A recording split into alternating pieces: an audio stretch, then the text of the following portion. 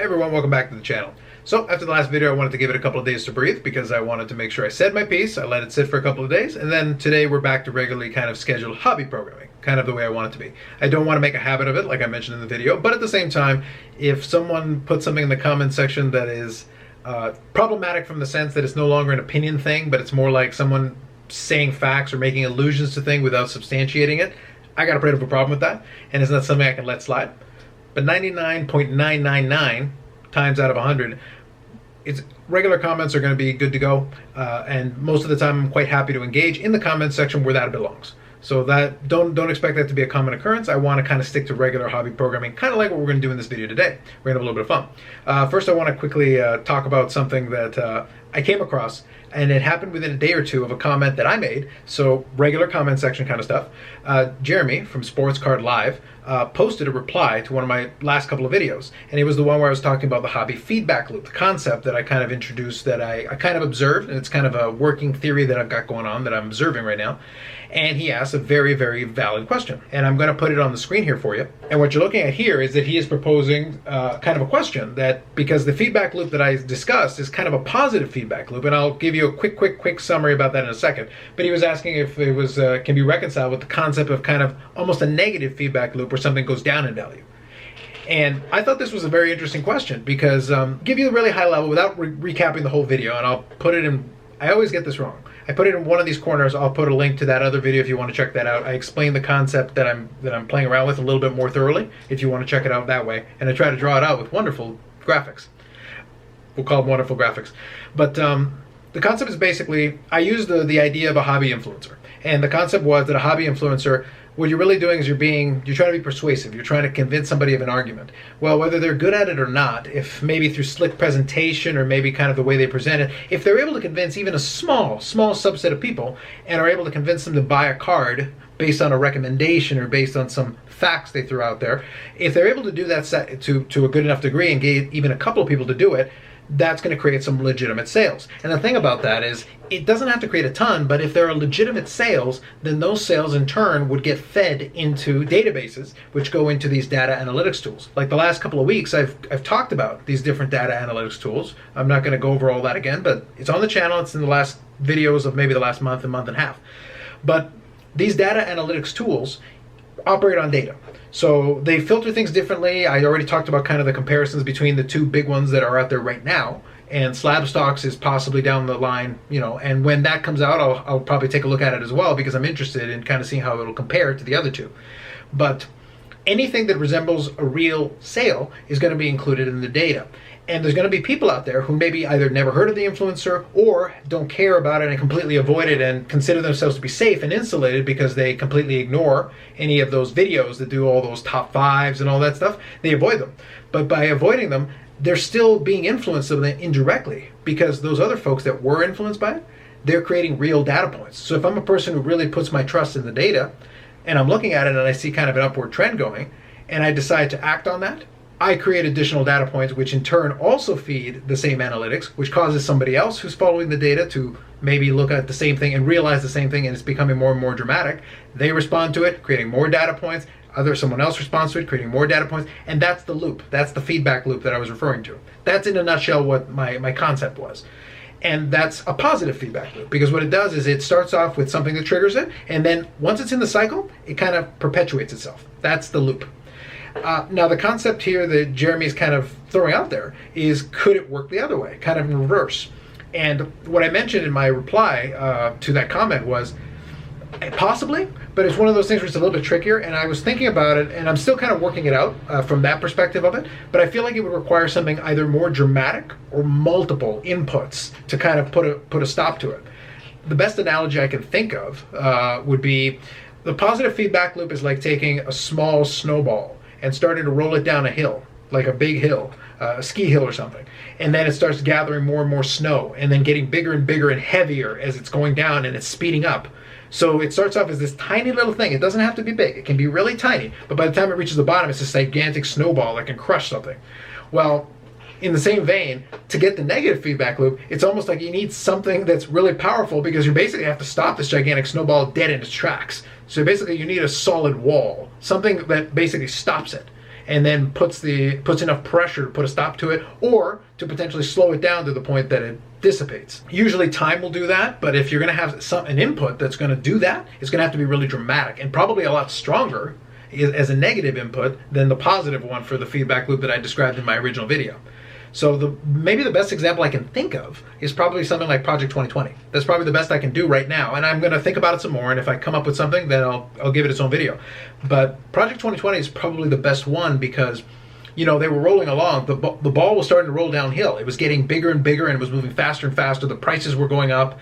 You know, the Mike Trout by Ermsey was going up in price, and the Ichiro by Ben Baller was going up in price, and these were shooting up, you know, to the moon. And people were suddenly being able to buy these cards and doubling and tripling their money, quadrupling their money, and all this momentum was building on us. This gold rush mentality had kicked in. So the positive loop was in full effect, even without the data points necessarily, although you were seeing sales, so there was a data point to it. Not necessarily the analytics tools, but just data in general, completed sales on eBay and stuff. But that loop was happening in the same vein.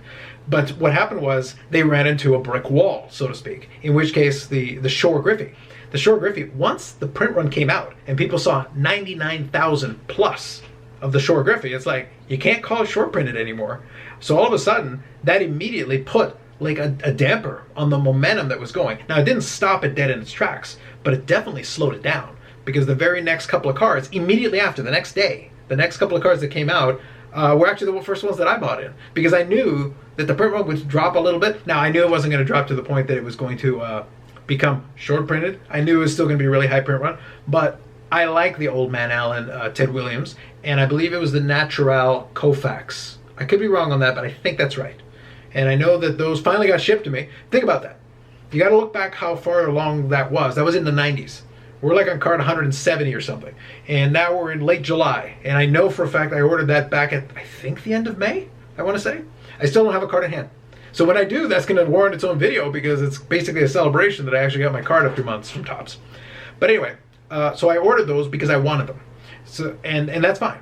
But you went from 99,000 copies down to being in the 40s for those. Now, that's still a really big print run. But that was the beginning of a downward slide in terms of print runs, because then eventually some of them started to settle in the 30s, the 20s, the teens, and now we're comfortably in where some cards are like in the 3,000-4,000 range, and that's as I'm talking in late July. Could we get down to the 2,000s? Maybe. But obviously, you know, even if we're talking 3,000, 4,000 copies, that's a long shot away from 99,000. So that 99,000 Shore Griffey was a very powerful force that pushed back, because it led to people suddenly freaking out. It caused kind of the market to almost immediately implode overnight. And in turn, that created kind of that negative feedback loop. That's why I say I'm still working on that side of it. But it did kind of create a negative feedback loop where people suddenly freaked out. They started trying to cash out as quickly as they could. It created a bunch of negative sales, which people caught on to, which means they were trying to get out of the market as quickly as possible. And as a result, some people that had bought, thinking that the thing was going to keep going up, started canceling their eBay bids, and that put a negative pressure down on the cards as well. And that included cards that weren't even still in hand yet. So they were already getting refund requests. Sellers were getting refund requests for cards they couldn't even have in hand. So eBay was granting these refund requests left, right, and center. That created a negative push against it, because now some of these dealers that were resellers, attempted resellers, that were buying these things in large numbers because they were making money hand over fist, all of a sudden were getting burned. They were buying these cards from Topps that they're going to get eventually. They might not even have them in hand yet, but they've already got so many refund requests that now they're going to be sitting on all this inventory. So they're going to be a lot less inclined to buy, and we're not even halfway through Project 2020. I want to have a subsequent video talking about Project 2020 where we're at now, but I want to see if I can get a little bit I want to see if I can get another voice in the room to talk about it a little bit intelligently if I can. That's something I'm thinking about and working on. But the point is, that's probably the best example I can think about of what a negative feedback loop would look like for now. I may be able to think of another one, but that was kind of an interesting where it did play into that, because one negative event, the big one, the Shore Griffey, being such a high print run, had an immediate impact. It hit prices. It caused, refund requests, which in turn hit the sellers, which in turn hit the market, which in turn dropped those print runs within very short order dramatically. They started coming down. Now, will the market respond and kind of react in the sense that if the print runs drop far enough and the price starts coming up again, will that reinitiate the initial loop to start getting it pushed up again? That I don't know yet, but it's a possibility, and that's kind of what makes the whole thing interesting. Just because the loop goes one way doesn't mean it goes that way forever. It doesn't mean it can't be reversed. but it takes a force in order to kind of reverse it once it gets going. That's the whole concept of the whole perpetual kind of loop thing that I'm talking about. So I just thought I would discuss that a little bit for a couple of minutes this morning, or sorry, this evening I should say. See, I'm getting confused with my times. But for the rest of the video, what I want to talk about, getting back into kind of more card things, I wanted to do a little bit of a kind of a fun video looking back at stuff in my own collection for now, because a lot of times we spend so much time looking at the new stuff, we forget to kind of look back and play around a little bit with the stuff we've already got in the collection. And the last couple of months have been really great in the mail. And there'll be a mail day video tomorrow. I'm recording this on Thursday, so there'll be a mail day video on Friday, like usual. And what's going to happen with that one is already I've got some good stuff in that is going to be wonderful additions to the collection, so that's going to be exciting. And I'll update you where I'm at as far as that's concerned. But I wanted to do in this video, I wanted to look back at where we were. Because I've started, specifically I'm going to focus on the Modano collection today, but I'm going to do a similar video to this, I think, not too long from now, on the collection in general for everything else, not Modano. But for this one, I wanted to look at kind of the top 10 Mike Modano cards in my collection, according to me. And this was really hard. This was harder than I actually thought it was going to be. I thought at first it would be kind of easy. Certain ones were slam dunks to me, and other ones were just really difficult. I've been collecting the player for 25 years, so I built up a different eras of the collection as I've gone through it. And the last couple of months, there have been some cards in there that are like, to me, grail quality, and they've been added in. And some of them are definitely reflected in the top 10, and some of them are kind of carryovers from past eras of my collecting. So I wanted to have a little bit of fun with that. And like I said, I will also make another video where I talk about everything else that's not Mike Modano, and that'll be open to other sports. We'll do vintage, we'll do modern, whatever. I suspect that'll be a difficult one as well, but I like the challenge. Now, as far as that's concerned, I'm going to flip the camera to the other perspective. I'm going to record that part in 4K. So I think the whole video is going to be in 4K, but this part is recording with the regular camera, and then the other one will be with the 4K camera. So we'll see how that works out. But one other thing I'll tell you is that this is a top 10 based on what I consider to be my favorites. It is not a top 10 most valuable. It is not a top 10 rarest. It is the top 10 favorites from the collection up until this point, because sometime down the road I would love to revisit this top 10 and see how it's changed depending on things that come in. Okay? So hopefully we'll have some fun with this one. Back to regular kind of hobby content, so that's cool.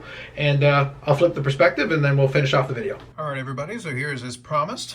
The top 10 cards in my collection according to me. Not most valuable, not rarest, just my favorites according to me. First, we'll start off with a couple of honorable mentions that just fell outside of that top 10. So first one is a Millennium in the numbers patch card. These are just wonderful cards. But I couldn't include this one in the top 10. It fell just outside of it. I'm not sure exactly where it falls, but it's just there, just on the precipice. But I love this Millennium series, especially the patches and things that came with it. So these are awesome. And that patch piece is great. At some point I'll probably swap out this holder because I don't really like the screw down ones, but that's a sweet card. Okay, this next one is a recent addition, and this one also fell just outside of the top 10. So this is the Titanium Blue. So it's got the rarity. This one's out of 9. It's numbered to his jersey number. And it is a beautiful looking card with the foil. There were just some awesome cards sitting in that top 10 that just kept it just outside, looking in. This next one was actually the card that launched my my card Instagram, and it was I think it's still the one that I'm using as the picture for my Instagram photo. So this one's a pure material, so this is an in the game used. I just love these patch pieces. Like this is the there's a lot of parallels with Leaf stuff, but this one's numbered to 4. But just look at those patch pieces. That's just a great card. So there are multiple parallels of this. I'd be hard pressed to see. I'd have to look for some other ones, but I don't know if there are too many that have better patch pieces top to bottom than this one. I think the only one that isn't quite multiple colors is this one, although if you take the little top edge, I suppose. That's pretty sweet. Again, just outside of the top 10. It launched my Instagram, but very close, but not quite. And this last one here is actually kind of a quick funny story. I'll just give it to you quickly. So this is from the Cup. This is 2011-2012, the Cup. And this is the signature patches card. Got to be careful with that one. Likes to slide around the holder a little bit too much. So great patch piece, clean autograph. It is numbered to 35. It is a cool looking card. Now the thing is, you would think this right here is a case study in why you need to have a checklist, because for the first, probably 15 years that I was collecting, I could pretty much memorize every card just visually. So I knew what parallel I had, I knew what card I had, I knew what set I had it from, and I could pretty much memorize it. Well, at some point I lost that ability, I think, as I got a little bit older. I couldn't remember suddenly photographically everything that was in the collection. So you'd think a card out of 35, there'd be no way that you could make any mistakes. But, yeah, you can. So I actually have 2 copies of this one. Both fantastic patches. Great looking autos, numbered to 35. But how do you buy a duplicate of a card numbered out of 35? Well, I managed to. But this is one of my favorite patch cards from the Cup, and you can see, like, these are both awesome. But, yep, just outside of that top 10. But a very cool looking card and a good reminder to keep a checklist and keep an eye on it and keep it updated. Otherwise, you end up with this situation. All right, so the fun part about the top 10, and I'm going to do this from 10 to 1, is that it isn't obvious where we're going to go in terms of the top 10 because memorabilia is a primary criteria. It doesn't have to be memorabilia. It doesn't have to be an autograph. It can be whatever fits into that aesthetic. And again, it's not based on value. It can be just whatever I think is awesome. And this is the top 10 in my collection as it stands today in July 2020. Almost August. So number 10 is one of my favorite cards historically from the 90s from Mike Modano. So this is the 97-98. Sorry, this is the 95-96 Pinnacle Zenith Z Team. And it is because of this foil. This is just a fabulous card. It was embarrassing to me that I didn't have it until not long ago. When I got it in, it was very appropriate and it had to be in the collection. But that is just an awesome card from back in the day. All of the ones that from this set are fantastic. And even the back's a little bit shiny as well, which is cool. That is my number 10 favorite card out of all the cards in my collection as it stands today. So this one just gets into the top 10. And after the honorable mentions, you can see I must really like this card. And I do. Number 9. It is a favorite, but it's also got a historical significance. It is from the first ever hockey game jerseys. You got to include the first year of game jerseys.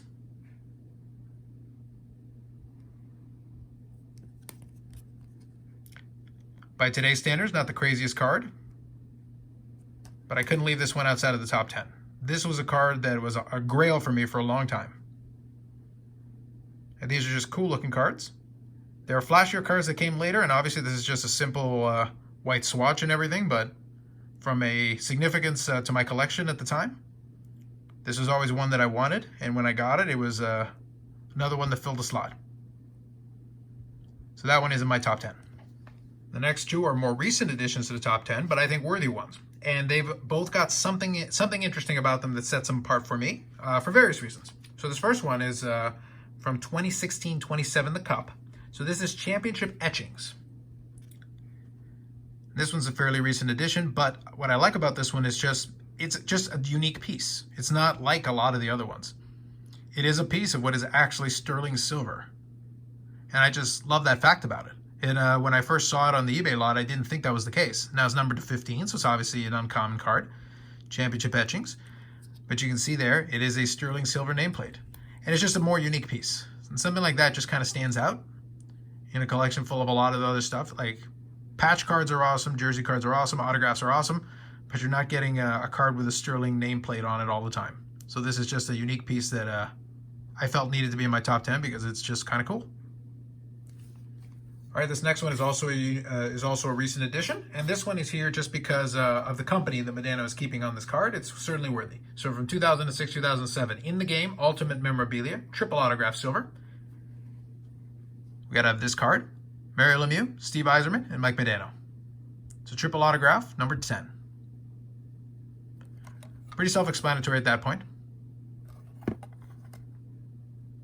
That's definitely worthy. So I think we're up to, so this is number 7, I believe. Pretty sweet. All right, card number 6. This is a favorite of mine also. So from the Cup, this is 2006-2007, the Cup. Kind of an industrial design on it, but it's a great looking card with a nice patch and a clean auto. So this is limited logos, numbered to 50. The Cup has some of the nicest cards, so whenever you've got anything that's got a decent patch on it, You gotta like that. Nice clean autograph as well. On card is always going to be favored.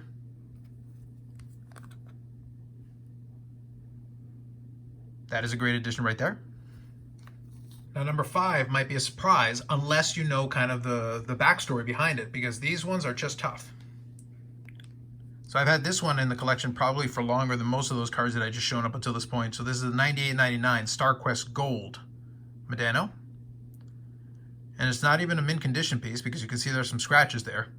But it's still one of the centerpieces as it turns out in the collection. At the time I knew it was a special card, but it's in the time since I've come to appreciate it a little bit more because these things are tough. Tough to find, tough to pull back then, and tough to get your hands on today because they're not cheap. Numbered to 100, but definitely not common because they made a ton of boxes of this product. UD choice back then. So the gold is the quadruple, or the 4-star if you will, and that is just a great card. Now, once I got into the top 5, I knew it was going to be difficult because putting these in the right order in my mind was something that kind of went back and forth on. And I don't think there's a wrong answer. I could reorder these in a couple different ways and be happy with it, but I needed to go with that StarQuest as number 5. But this one here is right there in the top 5, and it has to be. So this is from Upper Deck Black. This is 2009-2010 Upper Deck Black. This is dual game night autographs. So this is Mike Modano and Martin Brodeur, numbered to 25. Now with this one, you've got 2 Hall of Famers.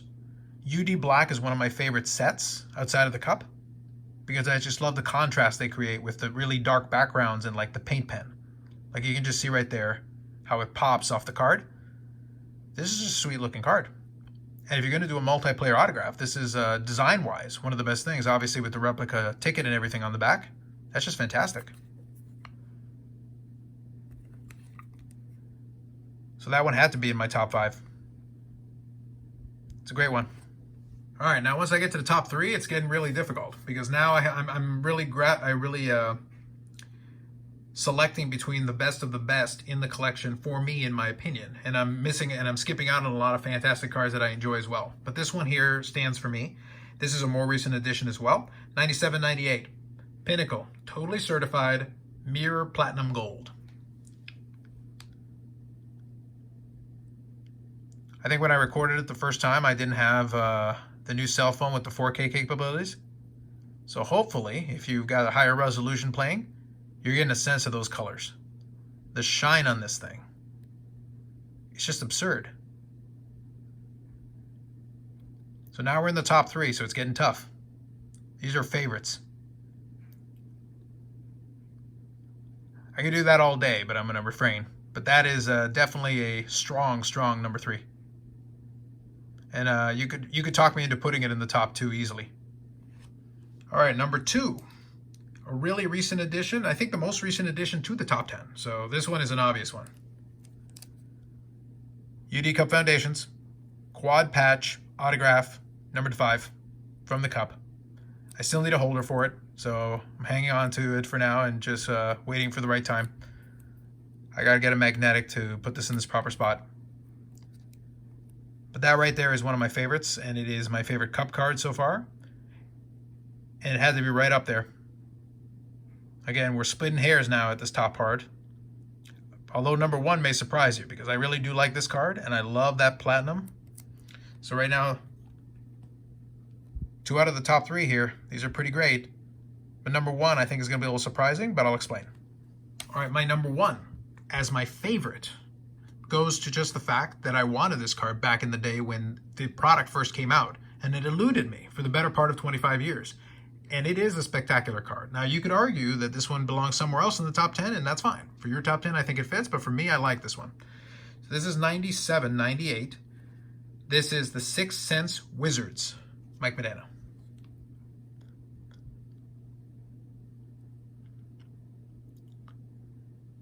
It's about that technology and the way they used it back then. When this card came up on eBay, I had to get it. And for me personally, it holds up. So it tells you that I must really like the card if it goes above, mirror golds and platinum mirror golds and cards from the cup, different patch cards, autograph, multiple autographs, with Hall of Famers. But no, this late 90s period was a golden era for me, for the hockey cards, and cards like this were the reason why. So there you have it. So that's what I'm going to finish off with. Really strong finish to this top 10, and I'll come back at some point with a top 10 on the collection in general, and I think that'll be a lot of fun because I think we'll be able to get a little bit more variety going. But as always, if you made it to the end of the video, I appreciate it. Any comments or questions are always welcome, and I'll catch you in the next video. Thanks very much.